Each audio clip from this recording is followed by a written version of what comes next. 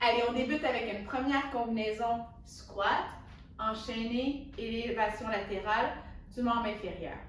Au total, 10 répétitions du squat, 5 abductions de la cuisse par rapport à la hanche de chaque côté en alternance.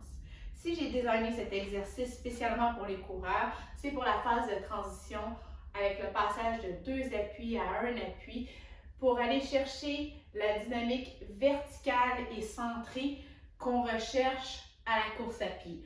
Donc, on va vouloir éviter de s'affaisser dans une hanche, par exemple, ou encore d'aller s'accoter d'un côté à l'autre.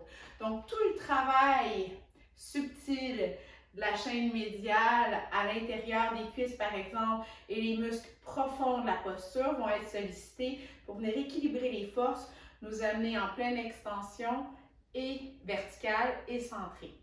Donc, c'est parti. Squat, élévation latérale, ce qu'on appelle aussi une abduction de la cuisse par rapport à la hanche.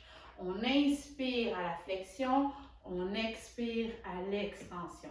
Il est important de comprendre la dynamique des deux côtés.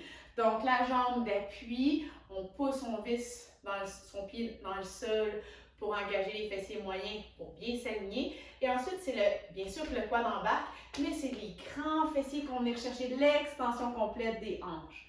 Puis ensuite, on équilibre les forces pour maintenir la posture bien verticale et centrée. De là, on doit engager les muscles sur le côté de la cuisse, les abducteurs et les fessiers moyens pour soulever la jambe opérante.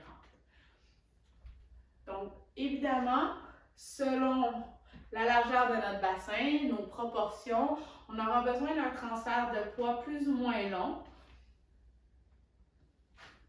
Ce qui est important, c'est qu'avant de monter, on soit sur notre pied et ensuite la dynamique, elle est comme une fusée verticale.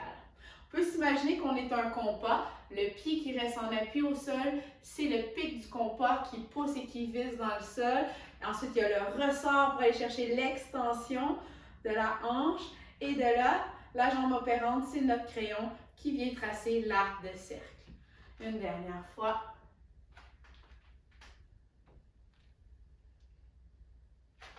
Maintenant, si c'est facile, on peut progresser le niveau de difficulté en ajoutant par exemple une résistance supplémentaire devant soi, comme un haltère.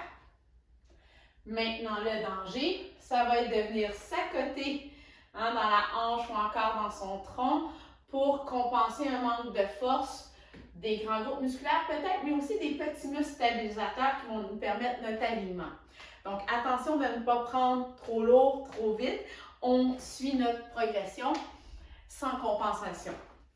En parallèle, c'est plutôt l'exercice d'abduction qui est facile pour vous. Je vous invite à utiliser un élastique et venir le placer autour de vos jambes, juste sous le genou d'abord. Puis quand vous allez gagner en force et en contrôle moteur, vous pourrez descendre l'élastique au niveau des chevilles.